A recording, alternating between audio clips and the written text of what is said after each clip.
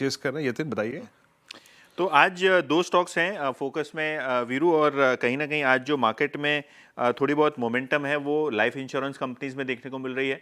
Particularly HDFC life की बात करें तो यहाँ ओपन इंटरेस्ट 2% बढ़ा हुआ है, फ्रेश लॉन्ग देखने को मिल रहे हैं। और डीलर्स की अगर आप माने तो यहाँ बीटीएसटी की रणनीति अपनाई जा सकती है 800 तक के टारगेट्स के लिए, और यहाँ डीलर्स के हिसाब से डोमेस्टिक म्यूचुअल फंड्स बायर हैं। तो कहीं ना कहीं नेक्स्ट वीक के लिए उनको लगता है ये स्टॉक में मोमेंटम बरकरार रह सकता है। और लार्ज कैप में से और एक स्टॉक एशियन पेंट्स, यहाँ भी डीलर्स को लगता है कि 60-70 रुपए की अपसाइड देखने को मिल सकती है।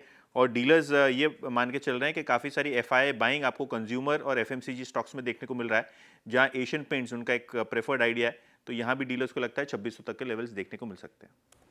ओके, एशियन पेंट्स और एचडीएफसी लाइफ डीलर्स के रडार पर ये दो जहाँ पर खरीदारी की जा सकती है। शुक्रिया यतिन जी जानकारी के लिए। चलिए अब बीटीएसटी और एसटीबीटी की ट्रेड्स लेते हैं। रुचित जी बताइए, शुरुआत आपसे, क्या करें? बीटीएसटी के लिए यूनो मिंडा खरीदारी करके जाने की सलाह रहेंगी। सो आइडियली एक लगभग 1.5 से 2 महीने के कंसोलिडेशन फेज का आज ब्रेकआउट हुआ है, वो भी हायर देन एवरेज वॉल्यूम्स के साथ में। और जैसा मोमेंटम है स्टॉक में, हमें लग रहा है कि ये फॉलोअप मूव मंडे को काफी स्ट्रॉन्ग रह सकता है।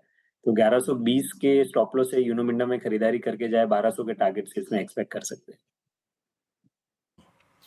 जनाब यूनो मिंडा पे दिल आया हुआ है हमारे पैनल का, पहली कॉल यही थी और आखिरी कॉल भी जनाब यही है। मानस आप क्या कैरी कर रहे हैं?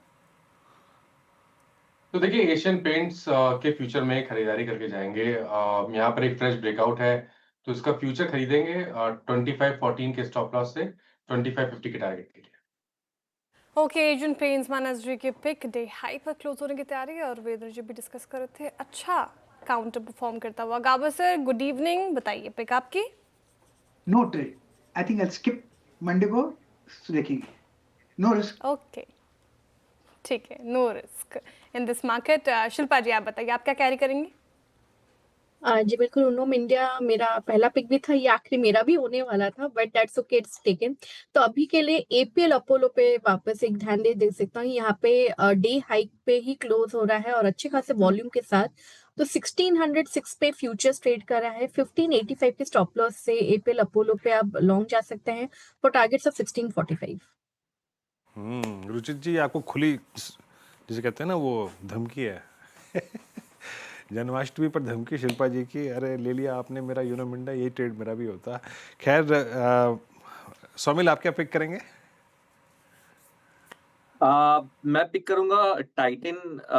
टाइटन में एवरेजेस के ऊपर चल रहा है, छोटा सा कंसोलिडेशन है, ब्रेकआउट नहीं आया है। मैं प्रीएम कर रहा हूँ कि ये ऊपर की तरफ ब्रेकआउट आएगा। मोमेंटम अच्छा है, सेटअप अच्छा है। स्टॉप लॉस 3420 और टारगेट होगा 3600।